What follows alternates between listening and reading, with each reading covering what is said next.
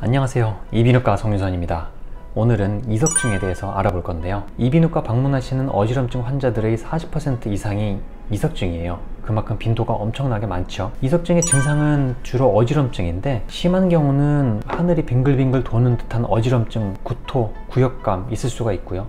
그렇게 심하지 않은 경우는 어지러지한 정도로 끝날 수도 있어요. 이석증의 명칭은 정확하게는 양성 발작성 두위 현운이라는 건데, 쉽게 이석증이라고 얘기해도 충분히 다 이해가 됩니다. 이석증의 종류는 크게 세 가지가 있어요. 물론 이 세 가지 안에서도 세분화하면 여러 가지가 있을 수가 있고, 실제로 아직도 연구 중인 것들도 있긴 있지만 크게 세 가지인데, 하나는 후반고리관, 하나는 측반고리관, 그리고 하나는 상반고리관 이석증이에요. 이석증은 전정기관에 있는 작은 돌들, 즉 이석이 반고리관으로 빠지는 거예요. 반고리관에 빠져있는 이석이라는 돌들을 다시 전정기관으로 집어넣어 줘야 됩니다.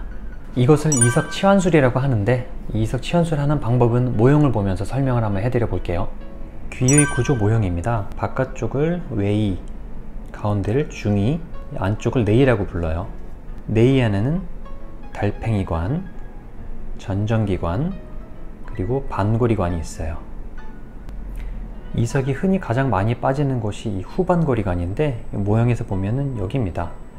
이 후반고리관에 돌이 빠지게 되는 경우는 이걸 다시 전정기관으로 집어넣어 줘야 돼요. 집어넣는 방법은 여러 가지가 있는데, 가장 흔한 방법이 애플리법입니다. 그래서 애플리법에 대해서 설명을 드려 볼게요.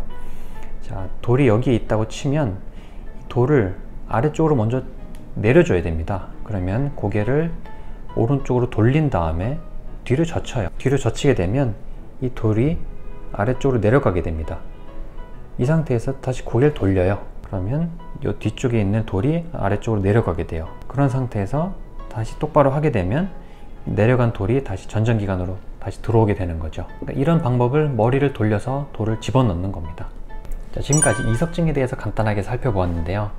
일단 어지러우면 병원을 방문해야 됩니다. 이석증의 경우도 어지러울 당시에 검사를 해야 오른쪽인지 왼쪽인지 반고리관 3개 중에서 어떤 것에 빠지는지를 명확하게 확인할 수가 있어요. 그리고 나이가 많으신 분들이 어지러울 때는 뇌졸중을 생각을 해야 됩니다. 말이 어눌해진다던가, 안면 비대칭이 온다던가, 걸음걸이가 이상하다던가 하면 응급 상황입니다.